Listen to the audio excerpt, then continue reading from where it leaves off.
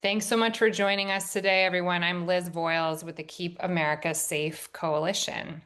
This coalition was formed earlier this year in response to proposed cuts to the CDC Injury Center for, CDC Center for Injury Prevention and Control, and is organized by the Safe States Alliance.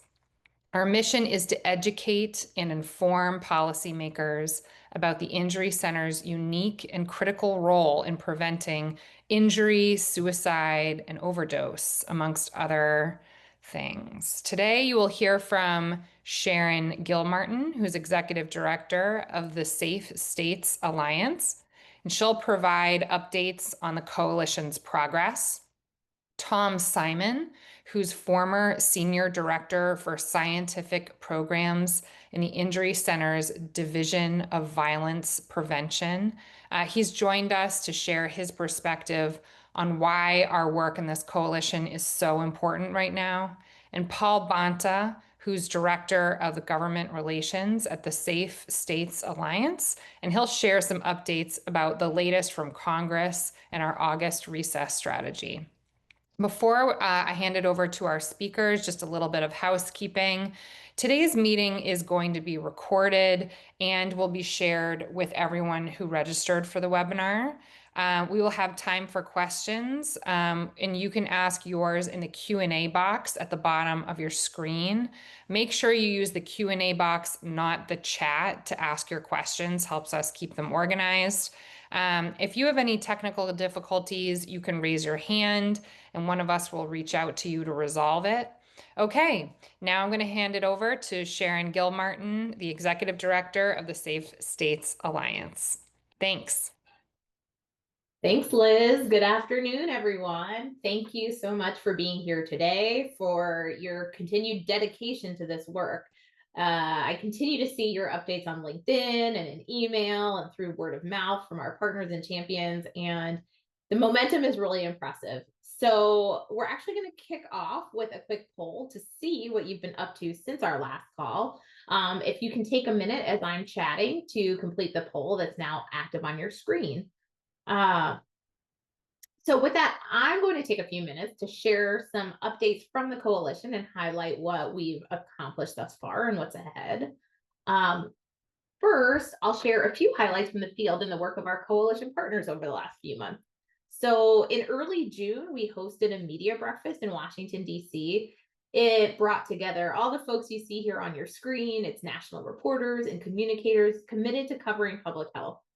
This was fantastic because it created a critical space in which some of our coalition members were able to raise important points about key issues, particularly those tied to the FY25 budget threats we've all been tracking, FY26 appropriations, and even the potential restructuring within HHS. The conversations that followed, several of which were one-on-one briefings with our various contacts, led to some fantastic national coverage. We've seen stories lifting up the dangers posed by the proposed budget cuts with really strong framing around drowning prevention and other timely issues that are deeply affecting our communities. You can see the reach up here on the screen, 8.5 million people. Beyond the media, coalition members have been active in the halls of Congress. A number of our coalition members organized and participated in Hill Days this spring and summer and have been elevating coalition messaging. I'll acknowledge Faces and Voices of Recovery. Our partner met directly with lawmakers and staff to advocate for continued funding and support for substance use recovery services. The National Network to End Domestic Violence partnered with the National Alliance to End Sexual Violence, and they co-hosted an Advocacy Day. And even Paul and I joined the Coalition for Health Funding for their June 5th Hill Day. So a lot of activity there. In addition, the Keep America Safe team broadly met with key staff from the Senate Appropriations Committee. Very grateful to the many of you who joined. You know, the appropriators are the people who have the power to preserve or eliminate funding for the Injury Center. And so in those discussions, it gave us the opportunity to make a clear case that cutting the Injury Center's budget would lead to what we know is preventable injury and harm. We've since had a number of follow-up touch points with appropriators, and we continue to elevate the necessary points as they engage in their priority setting, which Paul will dig into a little bit more. And then finally, on our last coalition webinar, we saw some real momentum. We had 125 people attend, and collectively they committed to taking 127 advocacy actions. So this is the kind of energy that makes a difference, because every one of those actions adds up. So now let's shift to the current landscape and what's unfolding at the federal level.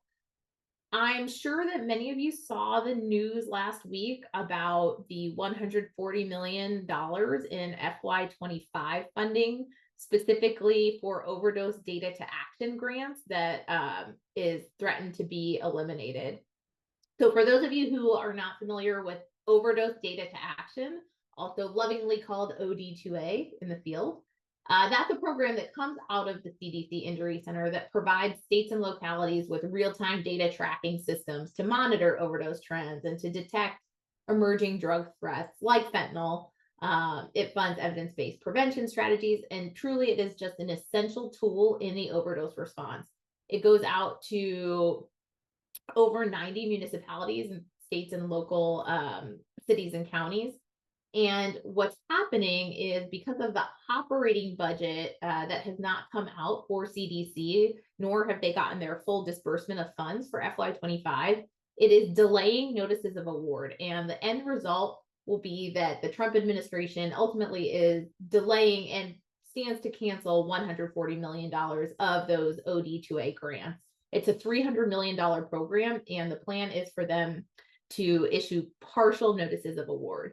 So here we are, we're making historic progress. We all saw, I think we talked about in our last couple of meetings that the provisional data have a 27% decline in overdose fatalities in the last calendar year. So we're making this historic progress, and yet we see funding cuts that could threaten to reverse that momentum. And again, leading to what we know are preventable deaths. So Paul will go into more detail about that, but I will go out and explicitly say we need our coalition members to be reaching out to their elected officials to immediately restore and protect OD2A funding. Other things going on. You've no doubt seen that the One Big Beautiful Bill was signed into law on July 4th. There isn't language in there that directly impacts the CDC Injury Center, but of course it does signal a concerning direction.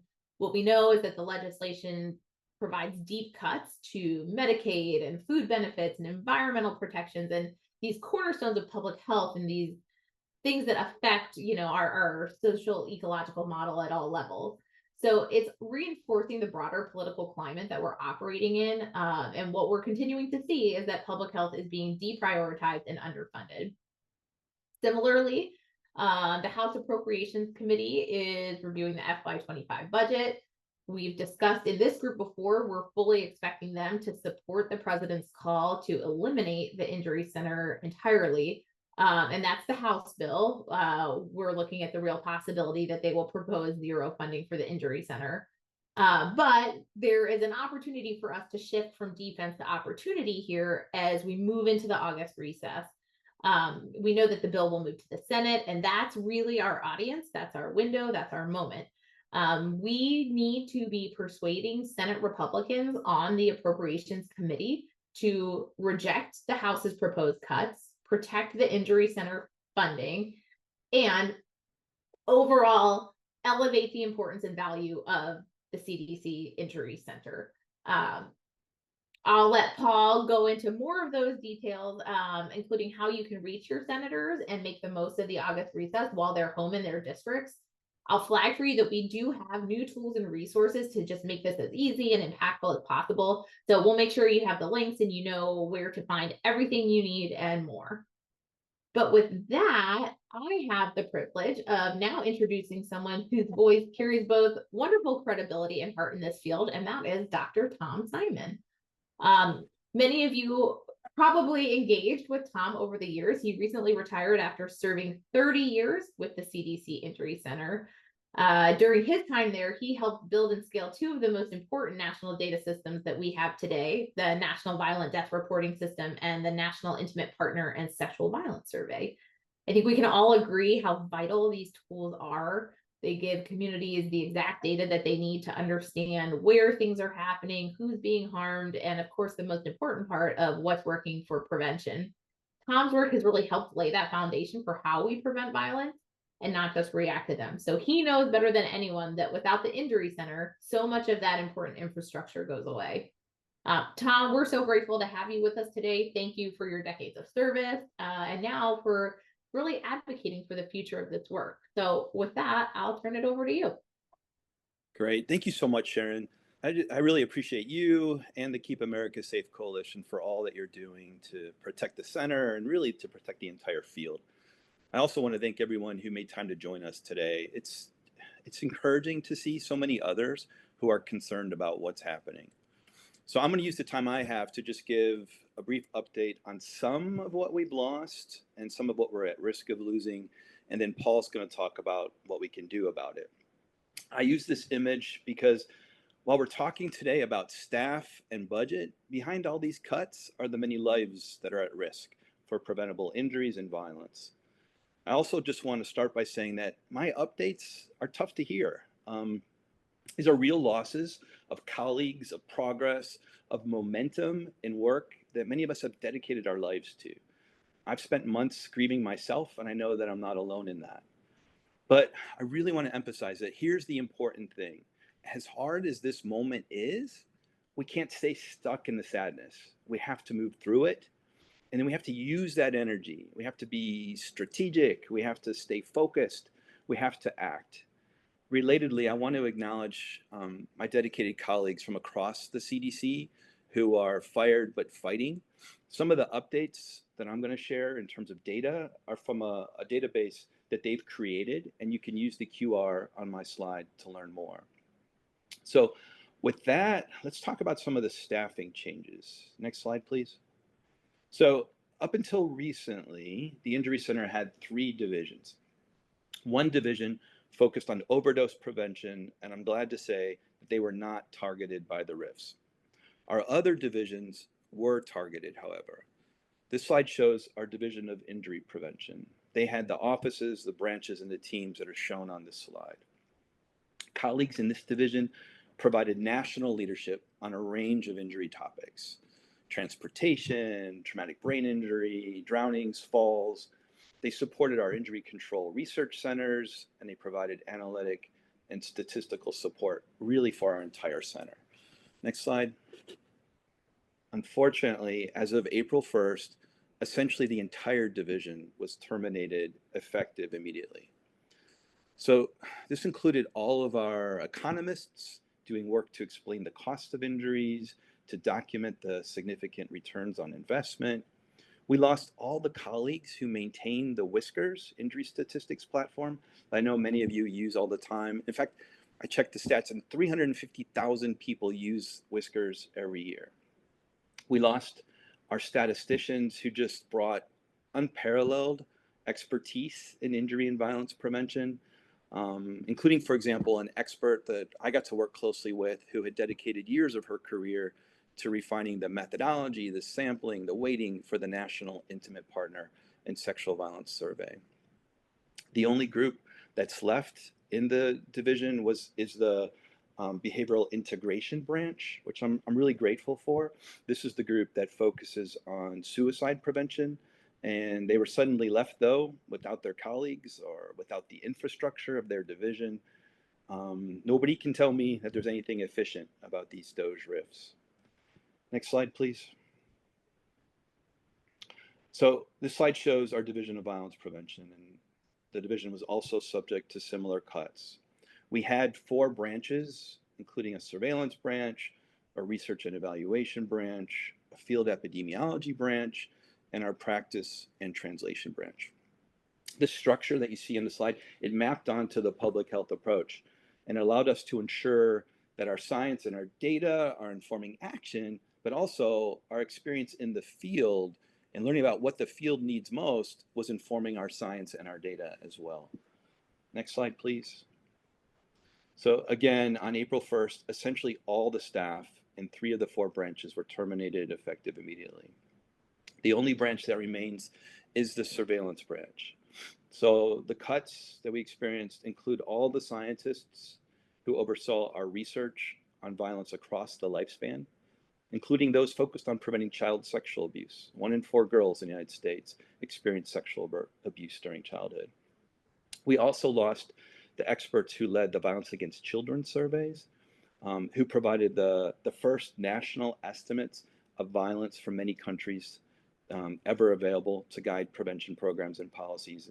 And we saw significant reductions in violence in those countries as a result of having that data. We also lost all the dedicated colleagues supporting programs, including those focused on preventing rape, intimate partner violence, child abuse and neglect, and youth violence. Unfortunately, we see these cuts reflected in the president's proposed budget for 2026. Next slide, please. In the president's proposed budget, millions of dollars are being cut as programs are eliminated or trimmed and moved to AHA. This slide shows the funding lines that are being eliminated. I encourage you to check out the CDC data project. I have the QR code at the bottom if you want to learn more about the cuts. But what I'll say is that we're seeing all the funding for our cross-cutting work, like the ICRCs, all the work dedicated to unintentional injury prevention, proposed for elimination. This includes drowning prevention, the leading cause of death for children ages 1 to 4, fall prevention, the leading cause of injury and injury death for adults age 65 and older.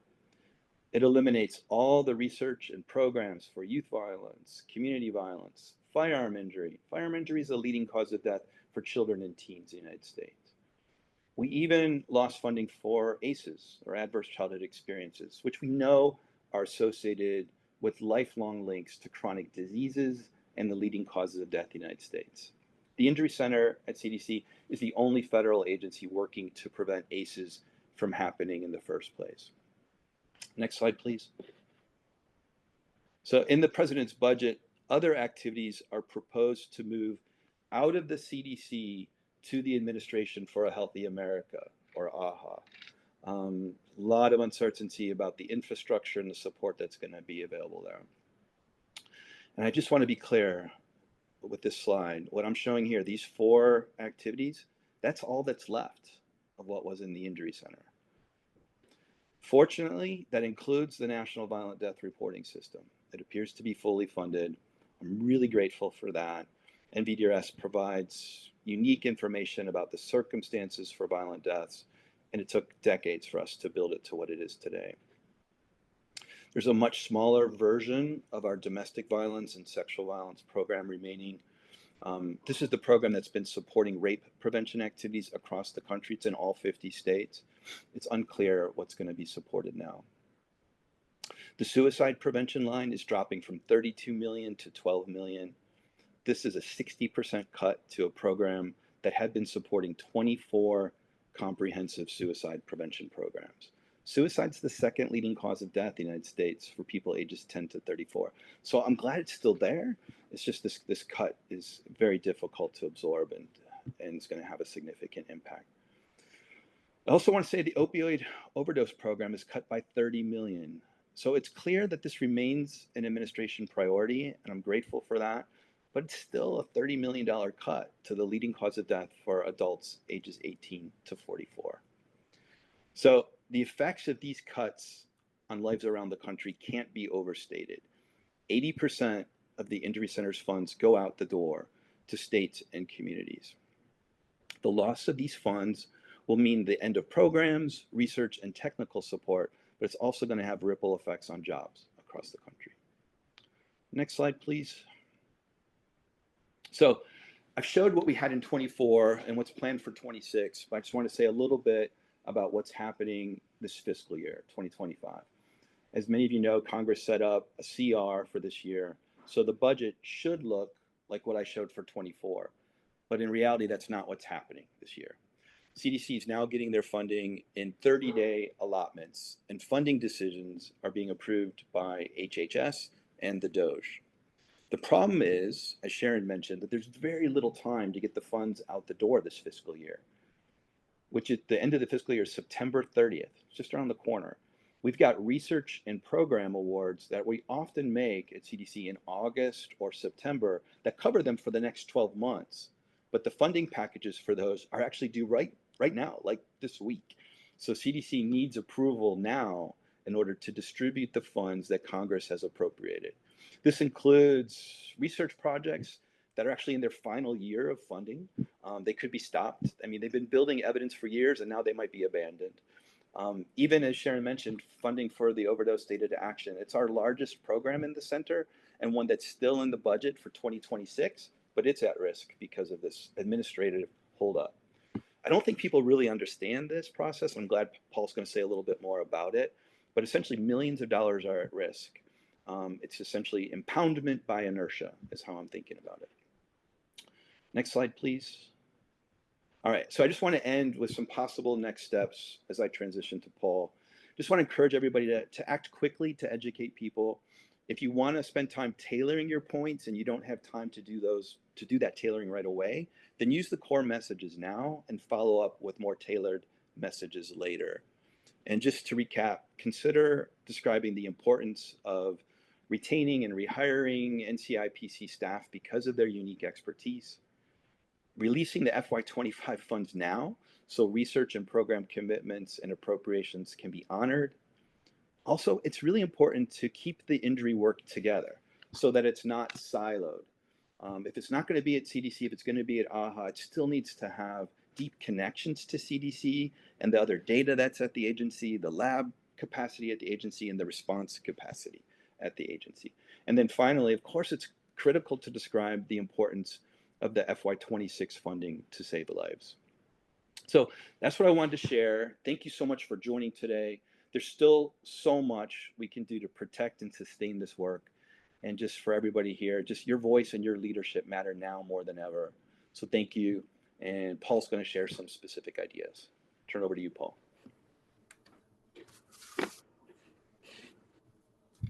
Great. Thank you, Tom. And thank you all for taking the time to join today's webinar. As Sharon and Tom both mentioned, FY25 funds are being withheld. What we know today is that $140 million has not been dispersed to overdose data to action grantees. And the reason behind that is because the Injury Center has not received its full FY25 funding allotment from the Office of Management and Budget. So the 30-day funding allocations that the Injury Center has been receiving on a monthly basis aren't enough for the Injury Center to fully fund all of its overdose data to action grantees. And so as coalition members, we urge you to contact your elected officials in Congress to immediately urge that OMB restore and protect OD2A funding. Members of Congress have a unique ability to place pressure on the Office of Management and Budget and to urge that they provide the Injury Center's full funding allocation for the remainder of FY25 as soon as possible. When you reach out to your elected officials, you can emphasize that these are not theoretical cuts, but they're real programs in your state that are already losing funding, and that every delay could lead to higher overdose deaths in the communities that they represent. We have updated our website to include materials on OD2A. I'll share more about that in just a moment.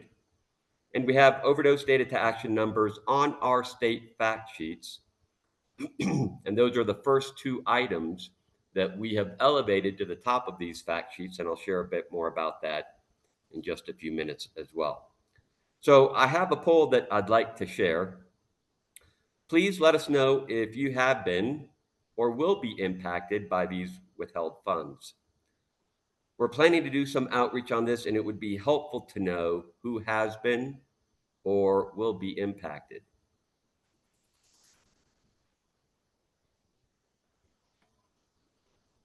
So an update on the appropriations process, and I'll start with September. The The latest indications, the latest reports we've heard are that the Senate Appropriations Committee plans to consider its appropriation bill for the CDC after the August recess in September.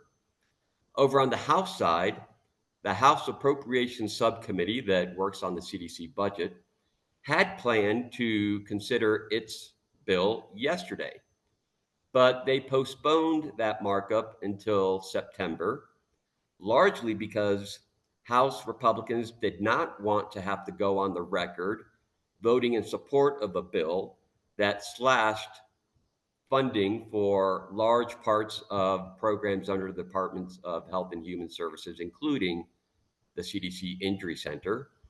So they asked their appropriation committee leaders to postpone that consideration until after the August recess so that they wouldn't have to go home and face their voters having voted to approve this bill. So the good news is that that gives us the month of August to educate lawmakers about the importance and the value of CDC Injury Center funded programs. And that's the focus of our webinar today. So members of Congress use the August recess as a time to get back in touch with constituents and to hear about what's top of mind for their voters back home. So they go back home and they attend different events. They meet with various different organizations, various different employers, and a lot of different constituents who take the time to reach out and meet with them in their in-state office while they're home for the month of August. And as we heard from Caitlin and Representative Rosa DeLauro's office on our last webinar, it is essential that we contact members of Congress and their staff while they are back home. Many of you have done a great job of connecting with your members of Congress on Capitol Hill. The goal here is for constituents to reach out to members of Congress, to their staff while they're back home in their state, so that state-based congressional staff can then reach out to their counterparts on Capitol Hill to let them know, we want you to know that we've been hearing concerns about efforts to eliminate the injury center. So it's yet another group of influential policymakers who ultimately have an opportunity to weigh in on behalf of your concerns. So the moment to act is now, before Congress returns in September to complete their work on the appropriations process. So we need you to set up in-person meetings with Senate offices while members are back home during the August recess. And you can meet with either your district staff or directly with your senators. Virtual meetings, Zoom meetings are perfectly appropriate. You can attend town halls, although they're not as frequent these days. But you can also see your senators and your representatives at local events like ribbon cuttings, parades, county fairs. You can check their websites to identify local events in your community. You can tune into your local news. They oftentimes are a good resource and provide information about the events at which these policymakers will attend. So I want to talk a little bit about the materials that we've updated for your use on our website. So we have an updated story bank with 5 stories about the importance of the Injury Center's work in Nebraska, Illinois, Washington, and Louisiana. I would encourage you to not only check those out, but if you are from one of those states, feel free to pass these stories along to your 2 senators or even your representative. We are doing everything we can to elevate and to promote these stories. We're also interested in collecting additional stories. So if you go through these stories and you think of a story perhaps that you might want to share, or that you know one of your colleagues might want to share, please do reach out to us and let us know. So the Action Center is updated with materials for you to use during the August recess. We put all of this together for your use. We have an August recess advocacy kit and an urgent action kit that focuses on the withheld overdose data to action grants. The materials include talking points for your meetings, a digital toolkit to help spread the word about your work to protect the Injury Center. It includes an urgent action kit with talking points and social media posts about overdose data to action. We have state fact sheets, as I mentioned earlier. When you open your state fact sheet, you'll see the overdose data to action funds are the first two items at the top of that fact sheet. The priority is for you to set up meetings, but we've also included a phone script and an email template for your use as well. So moving on to the next slide, you'll see that we've had a lot of people posting on social media. Please keep at it. We need to spread the word about our advocacy as widely as we can, and so we appreciate everything that many of you have done to spread the word. So I've got one other poll that I'd like to share. Please let us know what action you would be willing to take during the month of August while members of Congress are back home.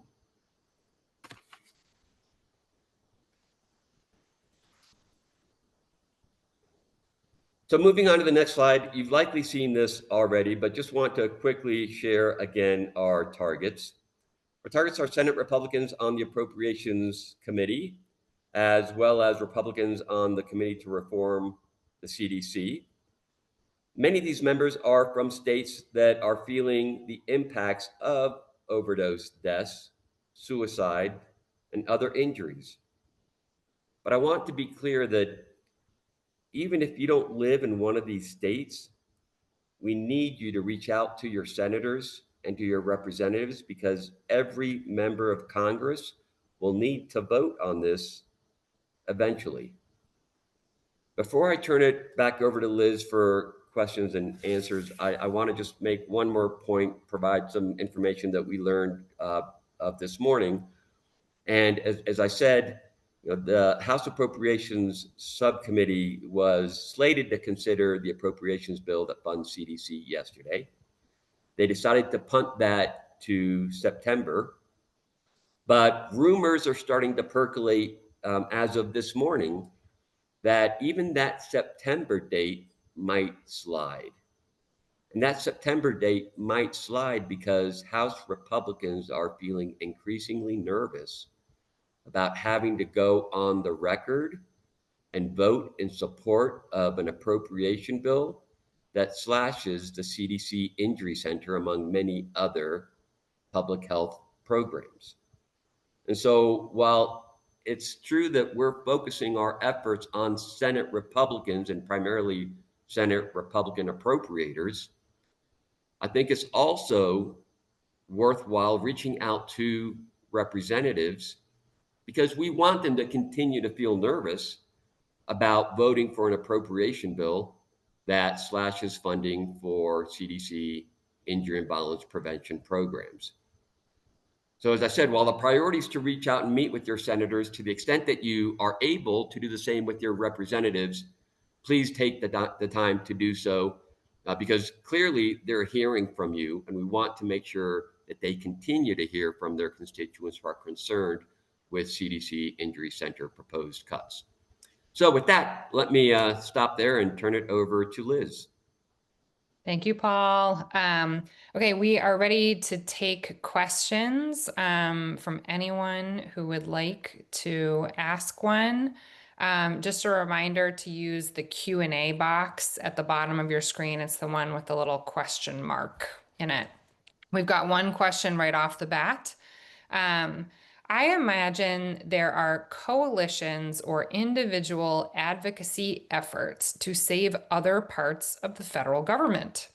How do you recommend Keep America Safe Coalition members build on or navigate around sister efforts for other related save this funding messaging to members of Congress? That it would include Medicaid, NIH research, and so on. I'm happy to start us off on that one. So first, I just want to be clear, we are, as a coalition, coordinating with some of these other larger efforts. There's a CDC coalition that's run out of the American Public Health Association. There's a coalition for health funding organization that's focused on protecting broader public health funding efforts. And so we continue to collaborate with our partners in the public health arena. But you're absolutely correct that there are a lot of different, perhaps parallel and sometimes not parallel efforts that are aimed at connecting with members of Congress to implore them to protect certain programs. And so I would just say that I think it further signals the need for the injury and violence prevention community to engage as well, because our only other alternative is to sit on the sidelines and watch. And if we sit on the sidelines and if we do not engage, then our voice simply will not be heard, and there will be no opportunity for our voice to break through. I completely agree with you on that, Paul. And I think when I think about joint meetings that we've done with others who maybe have other priorities within the public health landscape, I think the unifying thread is that we all understand the importance of investments, sustained investments into public health infrastructure. And that we can point to the momentum that we've seen in these different outcome areas because of the sustained and coordinated investments. And so our particular angle on this is the CDC Injury Center. And, the beauty of that is that we do have a pretty succinct talking point and we have a clear ask, whereas some of these other parts of the public health landscape who are on the Hill and who are having these same conversations have a much bigger umbrella that they're trying to be under as they're giving their talking points. So the beauty of it is we fit in anywhere. We're talking about public health infrastructure. We're talking about things that relate to every single community in the US. And we have one ask, and that is sustained investment into the CDC Injury Center. Yeah, I love that. I would just say, don't assume that they're covering the work of the Injury Center. So we've got to champion it. We've got, we've got a strategy here that Paul's laid out so nicely for us, and specific requests. And we know the importance of those requests and can articulate it in a way that I don't think many other partners can. So I think it's critical that we take action as well as the work that the other partners might be doing. Okay, next question is about summer recess. What is different that we should keep in mind about summer recess? And are there ways we should use the Action Center differently during summer recess? I would say first and foremost, summer recess really, truly is the time when members of Congress go back home to their districts, to their states, to connect with their voters. There has been talk in the Senate about canceling August recess, but chances are it won't get canceled because senators have pushed back on their leaders who have been thinking about the possibility of having senators remain in Washington, D.C. during August. So what's key is it's a great opportunity for constituents to be able to meet with policymakers and discuss the work that they do on injury and violence prevention without the need to travel to Washington, D.C. And by reaching out and connecting with your policymakers, you're connecting with them at a time in which they are hyper-focused on hearing from their constituents. And so we've designed all of the materials that we're making available to you to make this as easy as possible. My last comment would be, to the extent that you can personalize the talking points that we've made available to you, to the extent that you can personalize the phone script or the email template that we have on our website to really truly hone in on the impact of injury and violence prevention programs, the impacts that they're having in the communities where you live, in the communities where you work, that will greatly strengthen the impact of your message to the policymakers you meet with over August.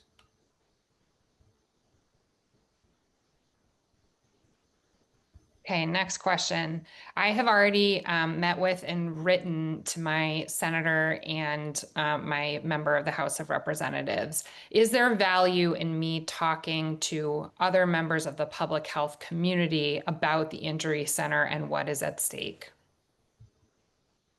Yes, great question. My first response is the greatest value is to follow up. It's fairly easy to take the time to place a phone call, send an email, make a meeting request, but the follow-up that's required in order for you to keep this issue front and center for these policymakers, that's where you can realize the most value in engaging. And so, while yes, it's also important to educate your colleagues, perhaps in other corners of the public health arena, it's important to reach out to perhaps other organizations you work with in other corners of the public health arena. I think the greatest focus in what we're asking is that constituents connect with their policymakers, deliver the message about the importance of these programs, but to also keep in mind that you need to follow up, and you need to follow up in order to, one, receive a response. If you send in a meeting request, you may need to follow up 2, 3, 4 times on that meeting request until you hear back. But if you don't follow up, then that tells that congressional office that this isn't an issue that really truly is a high priority for you. But if you do follow up, it lets them know, oh, well, this is a constituent who really, really wants to meet with us about this, and chances are they will eventually respond to you. You know, the other thing that is crossing my mind is that there's great value in also looking to your other elected officials, like your governor and like your mayor, because they all have a voice in these matters too. And we're seeing it play out in real time with some of these FY25 budget issues that are happening, where those state level elected officials are leaning on their federal colleagues to do the right thing because they're seeing how it's affecting their constituents. And so the same ideal will hold water for, you know, we've talked about the OD2A funding. We're also talking about FY26. That's a whole other audience that's really ripe for the picking with this type of conversation, in addition to our federal legislative colleagues. Okay, next question. I'm very familiar with using data to reach out to policymakers. Can you talk to me a little bit about using stories that you've collected and storytelling in general in our outreach?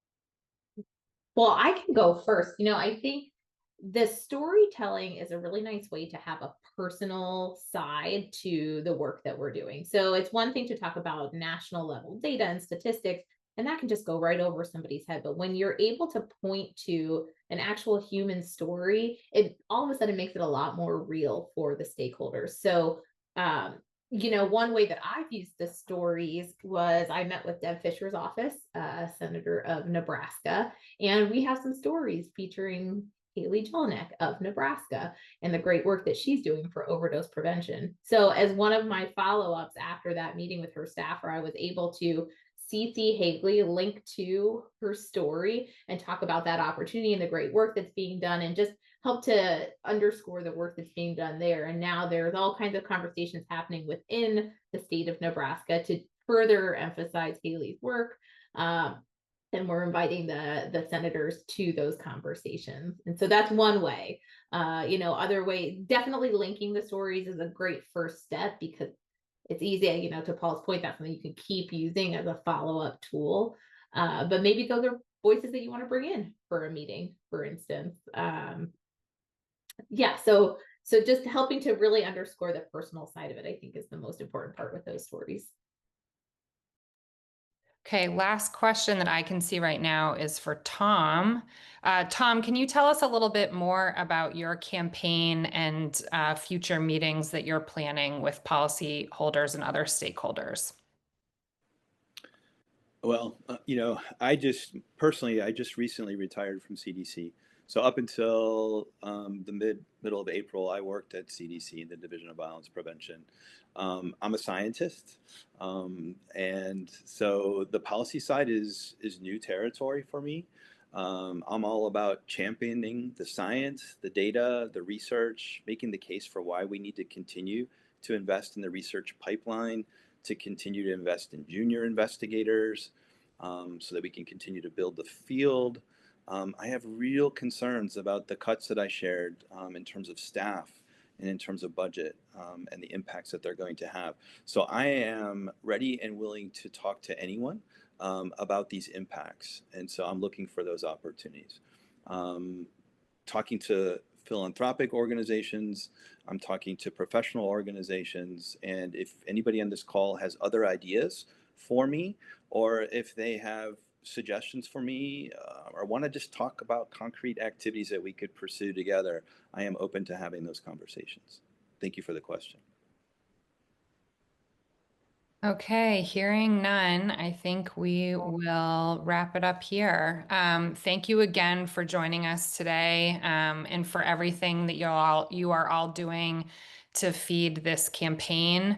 The main takeaway for today's call is that summer recess is a precious time to get in touch with policymakers, and we hope that you take advantage of it.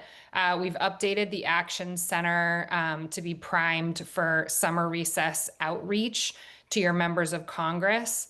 Your senator should always be your top choice to start with.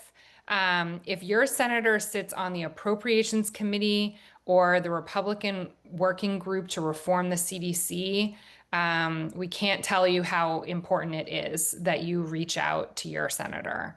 We're going to send a recording via email after this meeting is over. We're also going to make sure that you get the template email to send to your member of Congress now. And we'll also send some other links to resources that we've shared throughout this meeting. Liz? Again, yes, Paul. Liz, sorry to interrupt. I just want to make one last point. You all now have my email address. My job is to make this as easy for you as possible. So if you want any help setting up meetings, if you want help crafting an email, asking for a meeting, whatever it is you need, please don't hesitate to reach out. So you now have access to Mr. Paul Bonta, advisor to the stars, which is a huge, huge asset to have in your corner. If you have any other questions after we hang up, please get in touch. You also have Sharon's email here, our fearless leader. So thank you again for spending time with us. And we hope that you enjoy and also take action during August. Thanks again.